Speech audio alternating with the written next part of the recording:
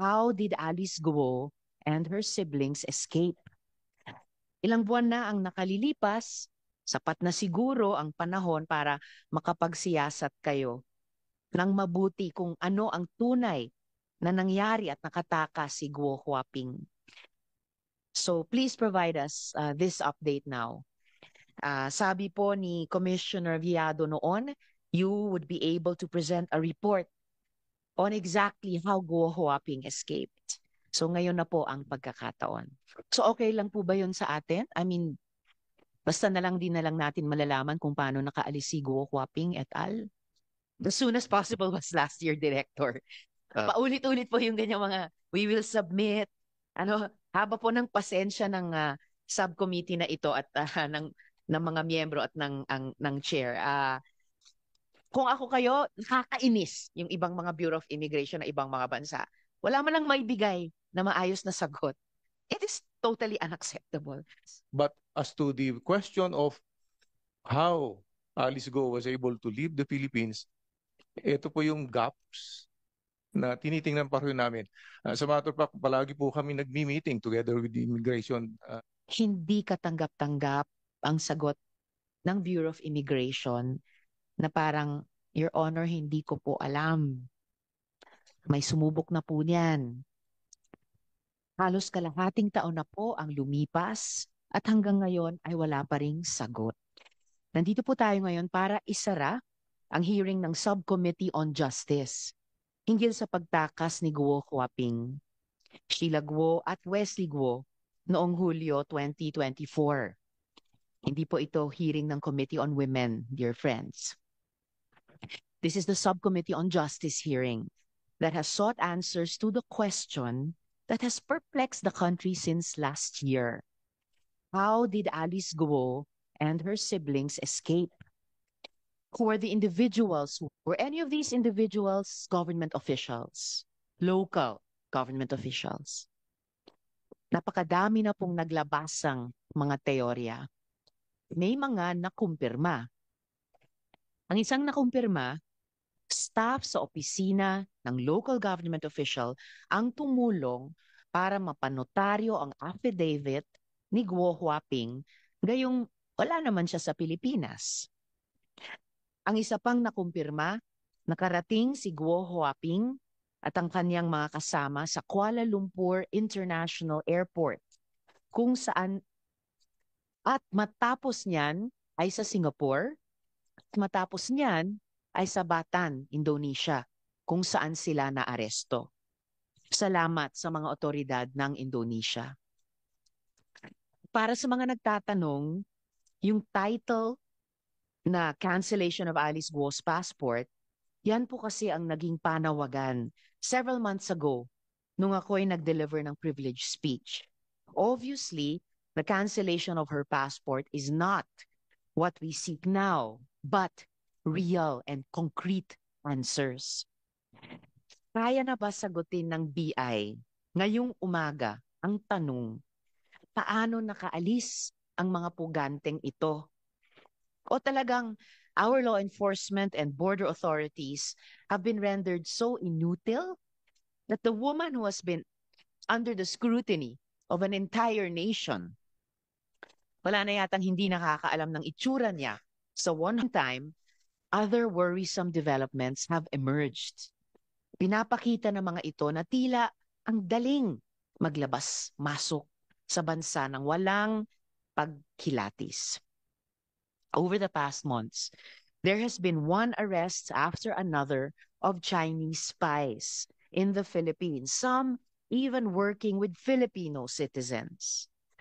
Nabahala ako doon sa isang detalye sa isang article na nabasa natin, na these spies have given cash, vehicles, and motorbikes to local governments in the Philippines in 2022, including the city of Tarlac. Tarlac, kung saan taga roon si Guo Huaping. Accountability para sa pagtakas ni Alice Guo, but also in a larger sense, accountability for our failure to keep our borders safe and protect Filipinos. So unang mga tanong ko po, sa pagpapatuloy nitong hearing para sa Bureau of Immigration. Ilang buwan na ang nakalilipas, sapat na siguro ang panahon para makapagsiyasat kayo ng mabuti kung ano ang tunay na nangyari at nakatakas si Guo Huaping. So please provide us this update now. Sabi po ni Commissioner Viado noon, you would be able to present a report on exactly how Guo Huaping escaped. So ngayon na po ang pagkakataon. So will it be Attorney Santos or Chief Manahan or Acting Chief Uy? I hope the most senior among you po. Balik po ako sa BI. I recall po nung November 24, sabi po ninyo, you wrote a letter to the different immigration units in Asia. At ang status ng marami doon ay awaiting reply. I recall the summary of correspondences the Bureau submitted then were various requests and reiterations of requests to various addressees, Indonesian, Malaysian, Singaporean, Australian, Hong Kong, beginning August 2024 till November 2024. At least kalahati nito, 6, ay awaiting reply. So 4 months na po. So may reply na po ba sila sa inyo at sa atin? Yes, Chief Manahan. Madam Chair, good morning. With regard po sa issue of the results ng mga replies, as far as I can remember, Madam Chair, no official replies, written replies received by the Bureau of Immigration as of this date. Pero sa informal channel po, Madam Chair, they are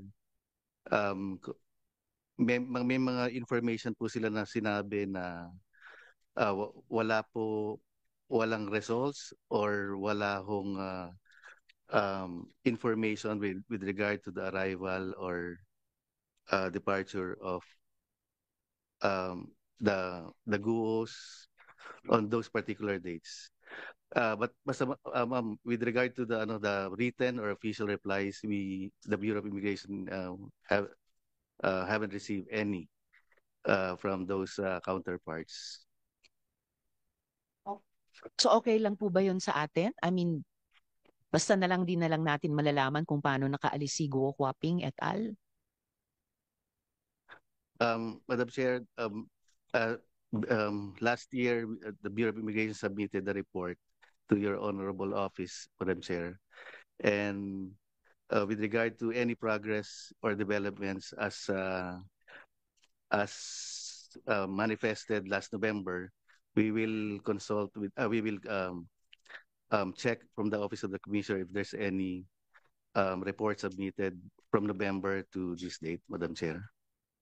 But of course, sir, bago po kayong lahat pumunta rito sa hearing, siguro naman in-update na po kayo ng office ni Commissioner. So ibig pong sabihin, is this normal na susulat ang ating Bureau of Immigration sa mga counterparts nyo sa ibang mga bansa sa Asia? And aside from information through informal channels na wala silang resulta, na walang official and written reply at all, or ni walang informal information of something more substantive?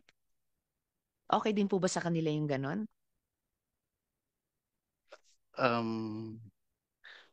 With dun sa case po ng Guo case, ma'am, as I can remember, yung the Commissioner Tansinko at that time sent a letter, official letter to the Commissioner of Indonesia. Yun po yung naging way para ma-hold ng Indonesia government yung si Sheila and Cassandra, and eventually turned over to the Bureau of Immigration that time. So ang ginamit po dito is official letter by the BI to the Indonesian government. But with regard to possible routes or entries and exits, yung office naman po ng Intelligence Division, without any written or official letter, um, consulting or asking informations via informal channels, ma'am. Um, Yun po yung nangyari dun sa... But it was no longer uh, Commissioner Tansinko who promised this subcommittee, promised me, promised our chair, Senator Coco Pimentel, that there would be an update, there would be a report. It was already Commissioner Viado. So, kasi kung titigil lang tayo sa ganitong status, we're inutil as a country. 4 na buwan na po and we still don't know how fugitives got past our borders undetected. And if you could tell the committee on record, Chief Manahan for the BI, in short, hindi pa po alam hanggang ngayon ng Bureau of Immigration. Will you make that of record? Yes, Honorable Chair. All right. That you can imagine the frustration that the whole committee and our chair, the Senate, would feel about this kind of a status na hindi pa natin ma-solve yung it shouldn't even be a mystery. It's a simple matter of fact na dapat by now nalalaman natin. Very regrettable po. Now, nung nakaraang taon, sinabi ng presidente na nung nakatakas si Guo Huaping, sinabi ng presidente na heads will roll. So may update na po ba sa internal investigation naman sa BI sa mga opisyal nito na maaring sangkot o kasabwat sa pagtakas ni Guo Huaping? So kung may update, ilan po ang nakasuhan, ilan po ang may administrative sanctions? Ma'am, we will check if there's any from the Office of the Commissioner, if there's any. Chief Manahan, you're the chief of the Intelligence Division. Do you know if there is an internal investigation or there's not?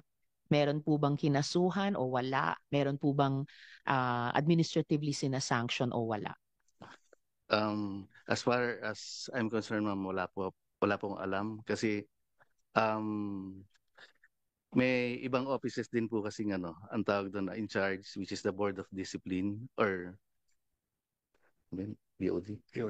BOD, Board of Discipline, who conducts also investigation when it comes to personal matters, Madam Chair.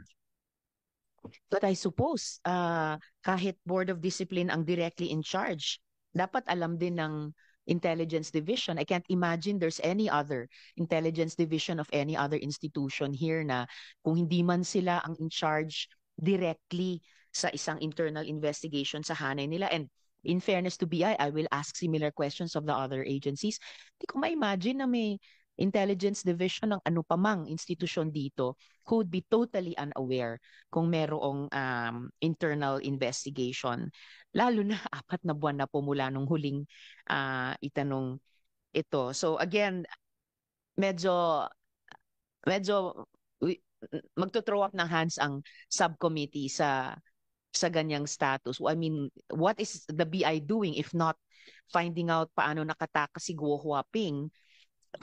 Then at the very least finding out kung mayroon ba at kung mayroon kung sino ang kasabwat sa loob ng Bureau. Does the Bureau even know kung saang border umalis si Guo Huaping? Saang border dito sa Pilipinas? Ma'am, we will submit compliance report to your office, Madam Chair. But I'm sorry, but as of this time, we don't have any information kung saang ports or subports nakatakas sila Guo siblings, Madam Chair. So we don't know anything. 4 months later, more than 4 months later, kung paano sila nakatakas, kung may tumulong ba sa kanilang mga opisyal o kawani ng gobyerno natin, pati sa BI, kung saang port or coast man lang ng archipelago natin siya tumakas. And I mean, ang Senate kasi treaty-making body, so laging top of mind din namin yung ibang mga bansa. Sulat po ng sulat ang Bureau sa ibang mga gobyerno, sa ibang mga bureaus of immigration ng ibang mga gobyerno. Hanggang ngayon, wala pa silang official reply. So, tapos na ba yun? Okay na ba yun? How does the BI even feel about this? Okay po ba yung ganito, Chief? Um, I fully agree, Madam Chair. We will submit um, any compliance report as soon as possible, Madam Chair, to your office. The soonest possible was last year, Director. Uh, Paulit-ulit po yung ganyang mga, we will submit. Ano, haba po ng pasensya ng subcommittee na ito at ng mga miyembro at ng chair. Kung ako kayo, nakakainis yung ibang mga Bureau of Immigration na ibang mga bansa. Wala man lang maibigay na maayos na sagot. It is totally unacceptable. Will it be General Pawid or General Torre or which resource person? Yung unang tanong ko po, ang PNP ba ay gumawa ng sarili niyang investigasyon kung paano nakatakas si Guo Huaping at yung mga kasama niya?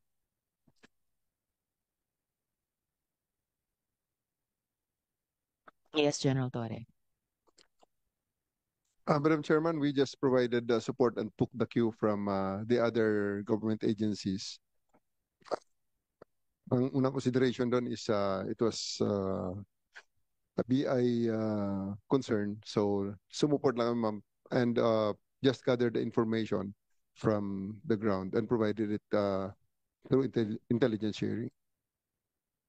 So is there any information gathered from the ground, General, na pwede niyong i-share sa komite kung paano nga nakatakas si Guo Huaping dahil hindi pa rin masagot ng BI eh.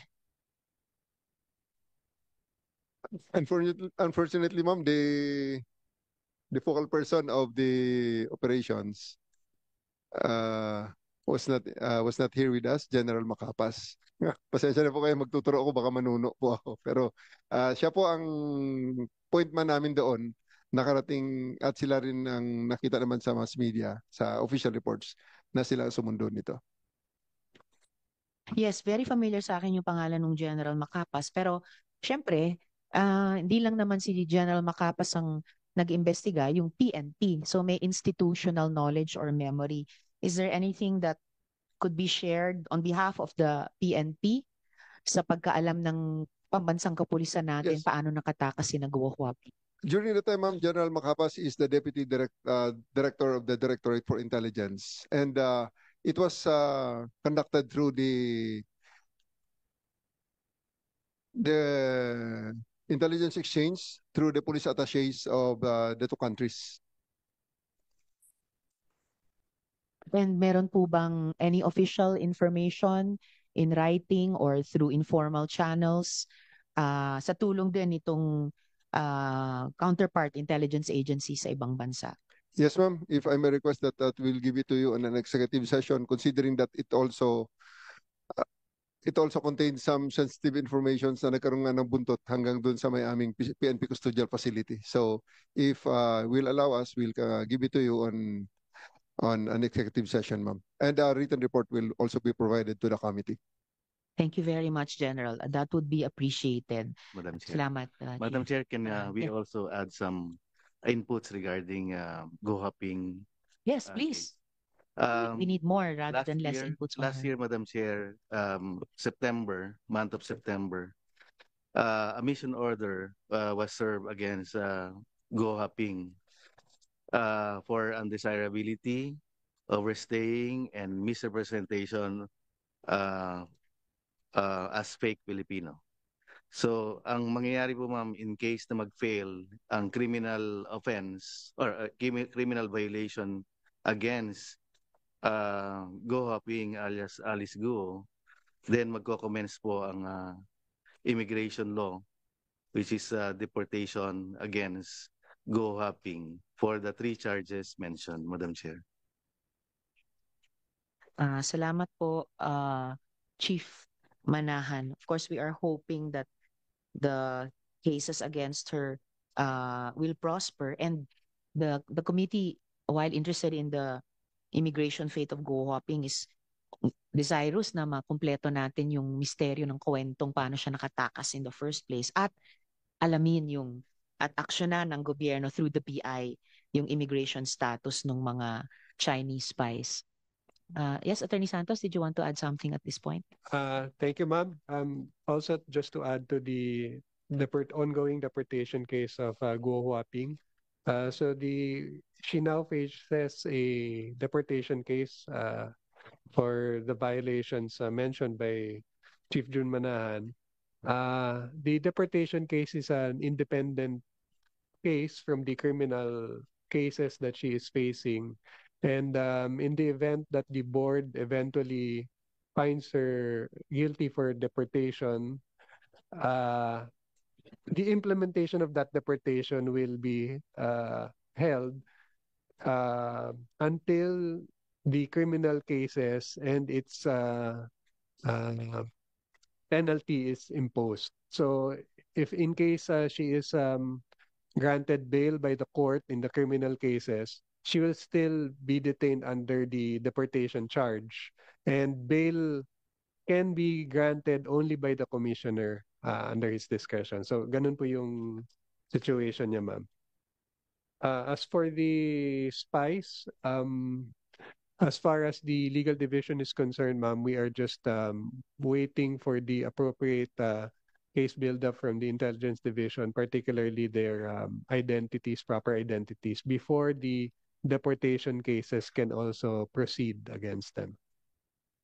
But within the hearing today, i-update nyo ang komite, di po ba, sa immigration status nitong Chinese spies na ito? Yes, Chief Uy.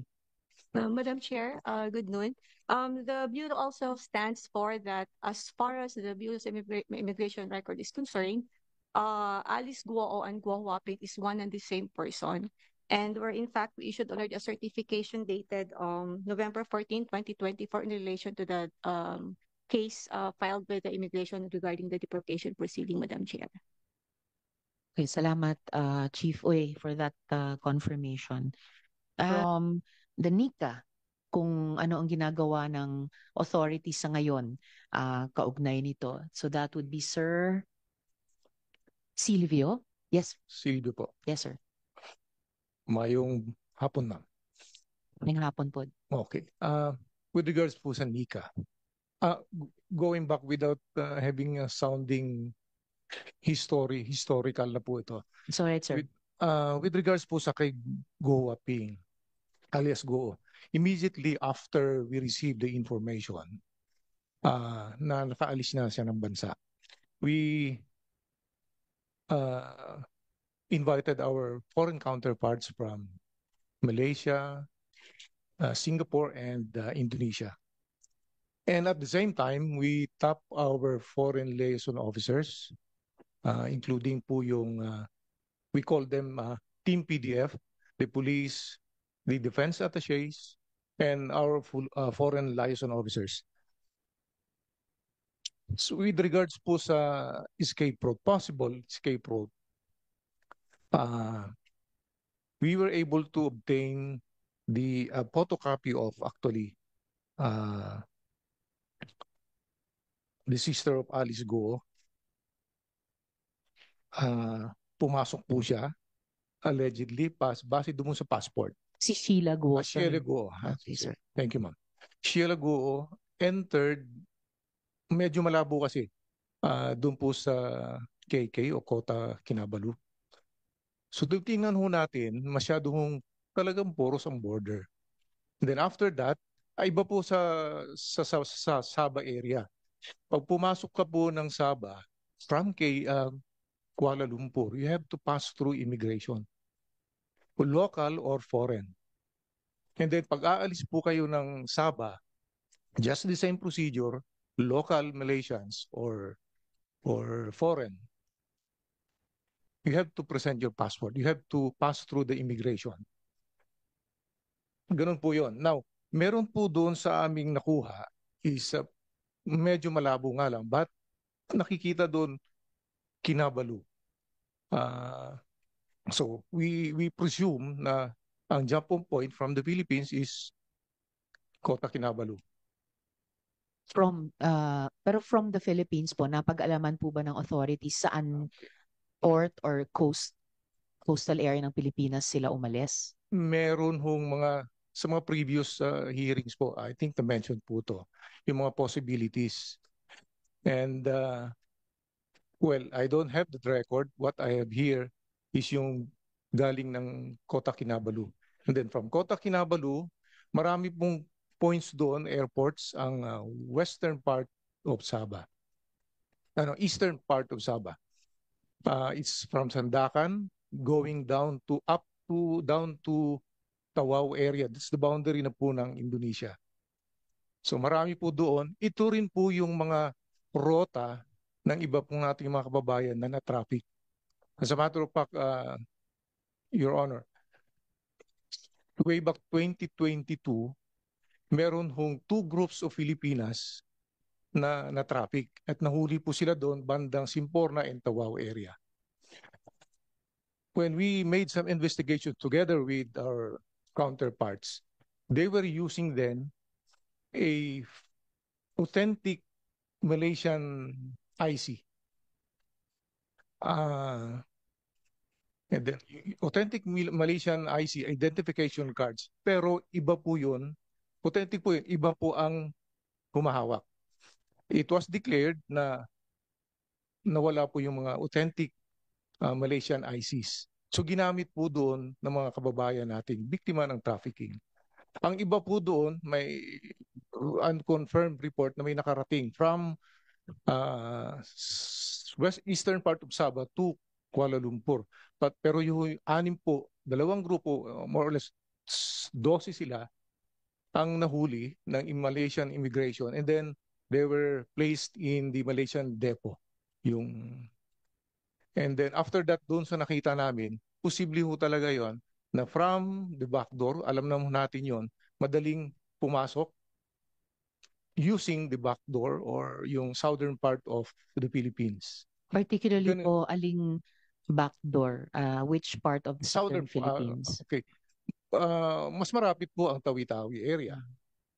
Marami hong, in fact, Your Honor, during the pandemic, medyo after ng pandemic, marami hong pinapauwi o transfer.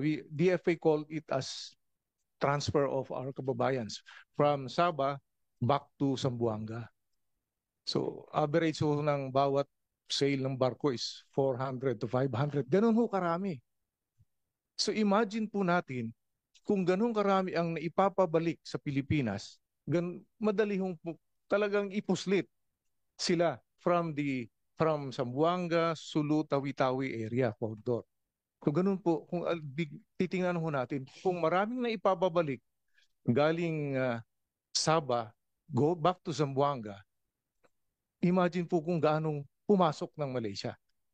And ayaw rin po, in fairness po sa ating mga kaibigan, counterparts from Malaysia, disidido silang mahuli ang mga ito. Together, of course, with the coordination of the embassy, the KLPE, Kuala Lumpur Philippine Embassy, and our counterparts. So, I'm just giving the picture, bigger picture, kung bakit possible na nandoon pumunta sa Kota Kinabalu. Kasi from Kota Kinabalu, pwede pong mag-travel by land. Bawat major places ho doon sa Sabang, eastern part of Sabah, marami pong airports. So, pwede po yun. So, ang ruta na kinoconsider nyo sa ngayon na pinaka-probable ng pagtakas ni Guo Huaping, which is the original specific topic ng privilege speech na dinidinig nitong subcommittee, is from Tawi-Tawi or somewhere else in the southern backdoor of the Philippines, papuntang Kota Kinabalu via Kuala Lumpur. Tama po ba? Yes, Your Honor. As a matter of fact, ito po yung dudugtong ko. Our agency was able to monitor Harry Rocky's travel from Zamboanga to Tawi-Tawi on 02 September 2024 at around 9:30 in the morning, taking PR 2485. After po doon, titingnan natin from Tawi-Tawi, wala na ho kaming narinig. Tayo. So, another possibility po yun. Well, ayoko pong i-confirm, pero ito yung mga posibleng possibilities. So from there, madali na po. In fairness again, with our counterparts in Indonesia, kasi kung going back to kay Go, Waping, o Alice Go, nung nasa Indonesia na siya, the same again with, of course, the BI and the Philippine National Police, nandun po yung nakaabang ang ating Team PDF, na Police, Defense, and FLO. So doon po umikot, nahuli si Alice Go sa Indonesia. We were able to monitor, possibly from KK, then to Kuala Lumpur International Airport, and then from Kilia 1 to Singapore Airport, Changi, and then nag-ferry na ho sila from Singapore to Batang, Indonesia. So yun po ang mga posibleng na confirmed na po yun. But as to the question of how Alice Go was able to leave the Philippines, ito po yung gaps na tinitingnan pa rin namin. Sa matter of fact, palagi po kami nagmi-meeting together with the Immigration Commissioner Biado. Ito, continuous po yun kasi may mga discoveries, may mga bagong informations kami. Without going further into the pinaka-details po yun, ma'am. May mga other means of or vehicles or other platforms, whatever, na pwedeng pagsakyan from Tawi-Tawi to eastern part of Sabah. So mula Tawi-Tawi po hanggang Kuala Lumpur, sumakay ba talaga sina Alice Guo ng barko o small boat, big boat, or lumipad lang sila sa pagkaalam ng NICA? From Pursuing yung theoretical route na Tawi-Tawi to Kuala Lumpur to Kota Kinabalu, back to Kuala Lumpur en route to Singapore and then to Batan. So yung pag-alis, kung mapupruweba nyo eventually Tawi-Tawi to Kuala Lumpur, was it by sea or by air sa pagkaalam ng NICA? wala, ang pinaka kwan po noon is by sea. Kung Tawi-Tawi. Sabi ko nga po kanina, madali pong tumawid. Kung nagpapa-return tayo ng 400, 500 plus Filipinos issued with travel documents kasi wala pong passports. Almost monthly po yun noon, 2022. Ganun ho karami ang tumatawid. So ibig sabihin, sabi ko nga po, mabilis, madaling pumasok, madaling mag-travel papuntang eastern part of Sabah. And sir, of course, mula Tawi-Tawi, pwedeng umalis by sea or by air. Pero para dumating sa Kuala Lumpur International Airport, KLIA-1, by air. By air po. So Layo mas po yan, malamang by almost air more- tumakas si Opo. Guo Huaping kesa by sea. From KK to or eastern part of Sabah, if from Sandakan to Kuala Lumpur, it takes more than 2 hours po ang flight time. And from Tawi-Tawi to KL International Airport, so pinaka-logical by plane Hindi po, wala pong Tawi-Tawi to KL. na commercial flight. Wala po. Unless chartered flight Galing po po. ng KK. Baka ibig niyo pong sabihin, Your Honor, is from KK. Di po. or Sinusunod ko KK yung ruta na, Opo. yung possible route na nilarawan nyo kanina. From Sandakan, going down, Simpurna, Tawau. Yun po yung may mga airports. So pwede po mag-land pwede pong from Sandakan going down to Tawau area. May mga airports po doon. And Sir, if I could ask briefly BI about this. Very interesting po yung the working theory that you're describing. Anong tingin po, Chief Manahan, ng BI sa theory ng NICA kung paano nakatakas si Guo Huaping? Madam Chair, there was a discussion and meeting held last year, and I'm also on board nung nag-meeting discussion. In nabanggit po ni Sir kanina na theory, BIA also have the same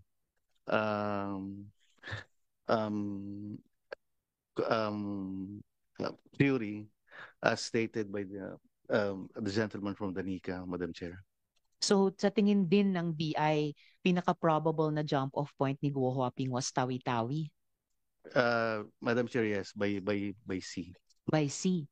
And then nakarating sila sa KL International Airport Yes, Madam Chair. by Although plane. yung KL International Airports, that's still a mystery, Madam Chair. No, sir. Actually, that's the only thing we know for sure now. Meron po tayong pruweba na stamp verified by my offices, Malaysian sources, no? Na genuine. Oo, sa KL. Na the stamp at KL International Airport, Terminal 1 apparently, is genuine. Yun lang ang alam natin for sure sa hindi ko maintindihan bakit napaka-misteryosong pagtakas na ito. Fully agree, Madam Chair. Though the stamp might be legit, but how it was stamped may be erroneously done, Madam Chair. So, dear colleagues, ang pagdinig na ito ng subcommittee ay tungkol sa mahiwagang pagtakas ni Guo Huaping nung nakaraang taon. Pinakita nito na tila napakadaling takasan ang hustisya sa Pilipinas para sa may mga koneksyon at kapangyarihan. Sa mga bagong isyung lumitaw sa hearing na to, malinaw ang lumalabas. The porousness of our borders allows bad actors, including Chinese spies, to come in. On the other side, it allows the unfettered flight of fugitives and the continued victimization of our fellow Filipinos. Hindi katanggap-tanggap ang sagot ng Bureau of Immigration na parang, Your Honor, hindi ko po alam. May sumubok na po niyan. Halos kalahating taon na po ang lumipas at hanggang ngayon ay wala pa ring sagot. At ang mas nakakabahala pa, kulang na kulang ang interes na hanapin ang sagot at tukuyin ang katotohanan sa nangyari. That's very bothersome on our part. Hindi katanggap-tanggap na may high-profile fugitive na tumakas mula sa ating bansa at mukhang halos nag-aabang lang ang BI ng sagot mula naman sa ibang bansa. Even more concerning, dineklara mismo ng presidente na heads will roll dahil sa pagtakas ni Guo. Pero sa mga sagot ng Bureau, ng BI, parang wala pa namang internal investigation ang BI sa kung sino ang may kasalanan at kung may katulong ba si Guo sa mga ranggo nito. Pati ang deportation ng mga identified o kinikilalang POGO bosses, ang daming question sa implementasyon. Alam na po natin ang masasamang intensyon ng mga yan. At hindi pwedeng hands-off halos ang approach ng BI sa pagpapaalis sa kanila. Because the Bureau of Immigration cannot be this inutil. To Commissioner Viado of the Bureau of Immigration, with all due respect, please consider this an ultimatum. If no satisfactory answers on these matters are provided by the BI within 15 days, as designated chair of this subcommittee of the Committee on Justice, I will call for a revamp of the BI in the committee report of this subcommittee. A revamp beginning with the commissioner himself. Napakahalaga po ng trabaho ninyo. Aasahan ko po pa rin gampanan nyo ito sa lalong madaling panahon. Akala ko po na pwede na sana tayong mag-adjourn. But because we have officials from government na we will submit a report, we will check our files pa rin, ang bukang bibig ngayong araw, anong petsa na, hindi pa po natin ito maisasara.